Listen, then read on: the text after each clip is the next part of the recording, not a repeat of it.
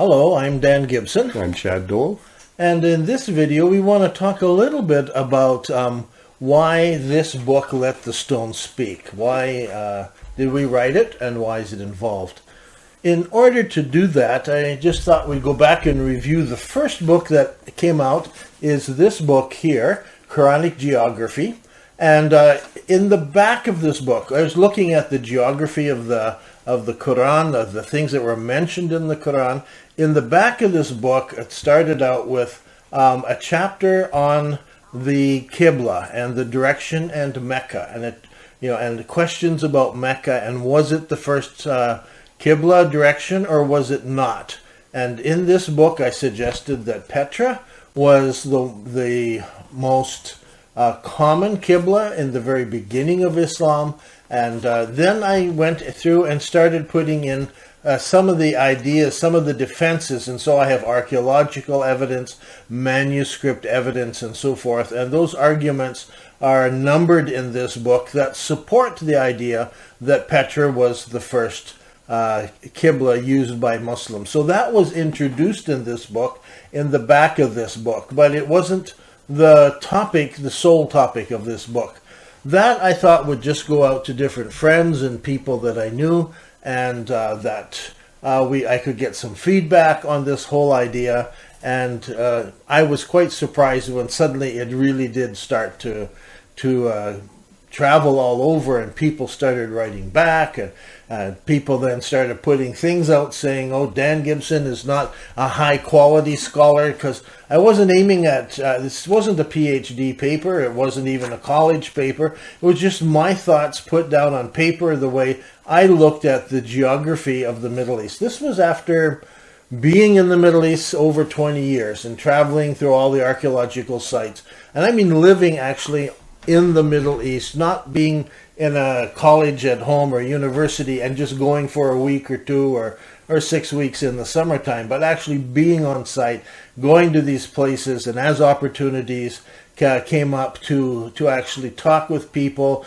go to the American Center of Oriental Research and look things up in the library. And so this book was based on that kind of background. Was not a PhD thesis and not written up to that standard at all. When did you write it, Dan? That was done in 2010, I think, 2009, 2010. So the whole discussion then around the Petra Qibla, it sort of started then, and that portion of the book, as you mentioned, it sort of took off more, it gained more attention than you thought it would. Yeah, it was a brand new idea, and when people heard it, they're like, that's crazy. So basically I'm trying to say, look at these Qiblas and then look at the supporting evidence that I found that it seems to fit. But it wasn't exhaustive, and it needed another book. But this book was enough to interest a film company who were just starting out. They had all worked in film before, but they had put together this new company interested in doing documentary films. And they happened to see some of the things I'd written and talk to me about it. And so we decided, let's put our resources together and try to produce a documentary film. That was at the very same time I'm working on this book, but it hadn't come out yet. So right. We focused on the film for a year, maybe a year and a half, and really got that out. That's The Sacred City. And even while we were working on the film, I continued to work on this because I kept finding more mosques. There's just more and more information. And so this book came out, and I would then say this is really the first book on that topic. This book mentions it and deals with it in a couple chapters. This book is about the Qibla direction, and half of the book is just the data and looking at each and every mosque, page after page after page of mosque after mosque after mosque that I went through. So the first 100 and some pages are all about the different mosques and what I found, because that's what it's all about. It's all about the data and how do you explain these mosques. Then the second part of the book was doing the same thing the early book did, is going through circumstantial evidence, supporting evidence, and just trying to put that together into a presentation.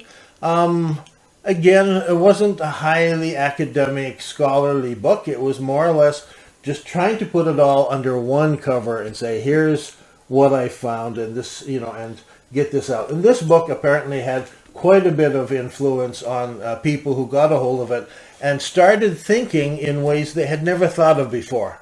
As this was a whole new topic, and people are then trying to fit this into what they know about the founding of Islam. And how do you fit this new data into what they already know? So through this season, then, obviously, your life is taking quite an interesting turn, because you start with a couple chapters in this one book, which maybe isn't even your personal main focus at the time. Right. You gain the attention of a film company who really want to hone in on this Qibla theme. You're finding more Qiblas which aren't disproving your theory, they're proving it, right. And you're writing a second book. The second book garners even more attention, and now you're really at the forefront of this Qibla research, and people are having to process this. That's right. And then we started the YouTube videos, because I wanted to hear back from Muslims all across the Middle East, Asia. What are they seeing? What are they knowing? I realized I needed to have all of the data. I needed to have an exhaustive database if I could. And the best way to do it is to get more eyes, get more ears. I appreciated back when I was writing the first books that there were a number of people, some scholars who heard about this, got on the bandwagon and got me in contact with other people. A lot of them were just at a master's level or doing a PhD. They hadn't got their degree yet. They were in the research, though. And basically I said, if you guys see anything that supports this, please let me know. And then most fascinating stuff came back, because I didn't have to go out and find all of it. I'm searching, but suddenly we had lots of pairs of eyes, and I realized the more eyes that are looking, the more people who are interested, the better the picture will be. And so that continued on through the YouTube videos, and learned a lot more. And then I realized there's a lot more stuff we dug up in the following years than is in this first book. There's more stuff, and so that's why this book came out. And as I wrote it, I thought, I'm getting over here closer to retirement age. I'm been working on this for a long time. I would like to wind this chapter of my life up. And so in my mind, this book, Let the Stone Speak, was the final sort of thing that I'm going to write. Now I may, write a little bit here and there, but I don't think I have the energy, or I don't think it's my role to take it farther than this. In my mind, this is sort of the first step, and now other people need to take it farther. Yeah, it's so interesting. Even now that the book's complete, you are still getting emails from scholars who have new sources or new things that they think support your arguments. You're still getting emails from everyday people who are measuring mosques and taking GPS data. So the research has continued. I mean, we could probably add more to the book if we wanted to, but it's got to stop somewhere. And as Dan says, now it's time for other people to sort of take up this work and keep developing the theory, because through this entire journey, what you found is finding more Qiblas was never a problem. You were never going to find a Qibla which seemed to disprove you. Your Qibla theory had to become more sophisticated. But the more Qiblas we find, now that we have 270 places of prayer, 278, the more it confirms what you found. Yeah, I'm always amazed when we find a new place. It fits in. It fits one of these Qiblas, and the time period fits.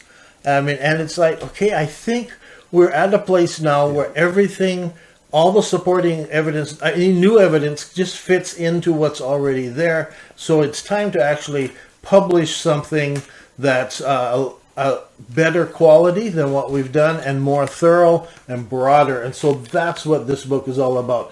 I'm holding up here a proof copy of it because it's at the printers and it's coming. So eventually in one of these videos, I'll be holding up a real printed book rather than just my proof copy. But it gives you an idea of the size of the book and all the stuff that's in here. So with this book, Dan, you decided to present your theory first, present as much compelling supporting evidence as you could, and then present the data at the end, which was different than what you've done before. Why is that?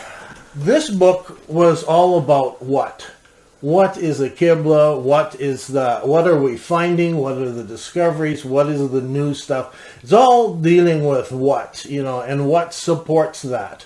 But we didn't address, because you really need to do what, who, why, when, where, all those kinds of questions.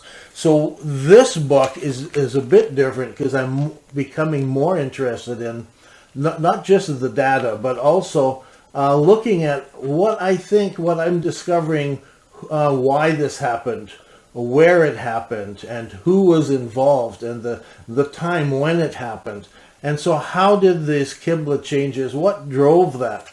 So actually in this book, the data is stuck in the back of the book, and we deal in the front, and it's basically two sections. We don't say section 1, section 2, but the beginning of the book presents the data and what we found, but not going through every mosque.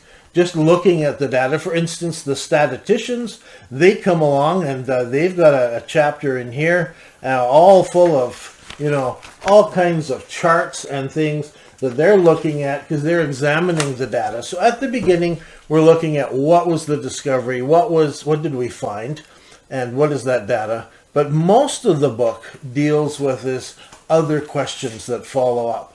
And why did it happen? Where? Who, when, all those kinds of questions that flesh out what the data is going on. So to me, I divide it in two.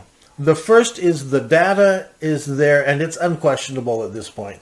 There's just so many mosques, and they all fit the pattern. And even Dr. King, who we address him a little bit in the book, he has backed up a bit to at least admit that, yeah, these mosques do face these directions. And he has his own ideas of why, which are basically, it's just by chance that this happened. Yeah, we could actually quote him as saying, they do face Petra, but it's really just chance. Yeah. So that's his explanation.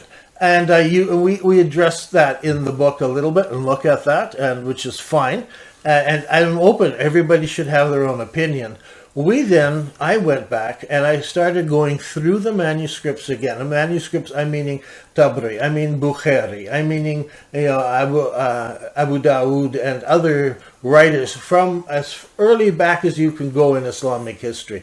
We look a lot at Ibn Hisham and Ibn Ishaq and so forth, trying to look at what did these writers say and how do we fit the new data in with what they're saying and what picture are they painting. So it's this book, again, is the new book is all about how, when, why, what, where, and all those questions. One of the things I respect about your work then is that you don't take the early Islamic historians or the historians writing about early Islamic history and throw them out and say that they're fabricating all of these things. You go to great lengths to try to reconcile the historical record with the archaeological record, which I think is good scholarship. Yeah, I'm very hesitant to say people invented things. One guy can invent something, and twist a little bit on what he's saying, maybe a historian writing. But remember, guys like Tabari, he was a court historian, a court recorder. He sat in the courts of the caliphs, and he wrote down the things that were taking place. But then he wanted to do more than just his recording. He started going back, putting together the history. So, he's not there to invent things. He's there to explain things, but he has to keep the caliphs happy. So we do recognize he is influenced by what he's writing at the time he's writing. But I think a lot of what he says is quite trustworthy, or at least reflects the thinking at the time when he wrote it. And so I don't think there was a lot of invention. Just like today, I don't think anybody's going to come along and invent a new president, back 150 years ago in the United States.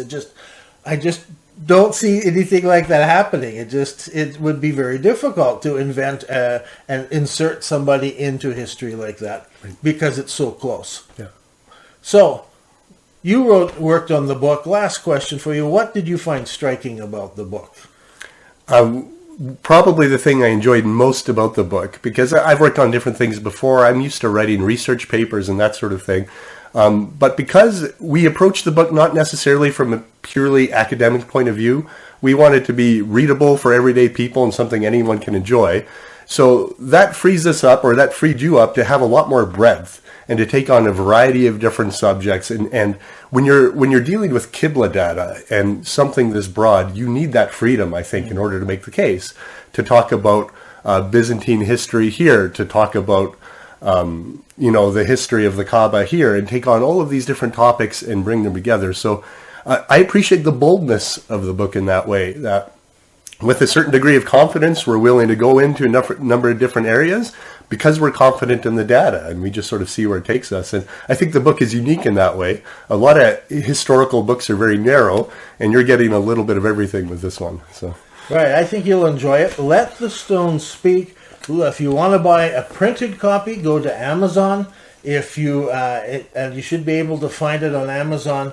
If you want just a free PDF, so you can get in and read it, then go to nabatea.net, the website. That you'll see that down below in this video.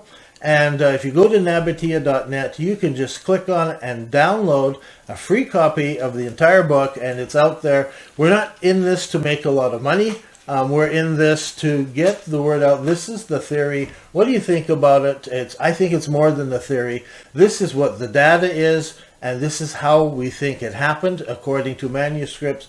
Now it's your turn to read it, reflect, and respond back. Well, this has been Dan and Chad, and to thank you for sitting in and hearing us chat about the new book. take care.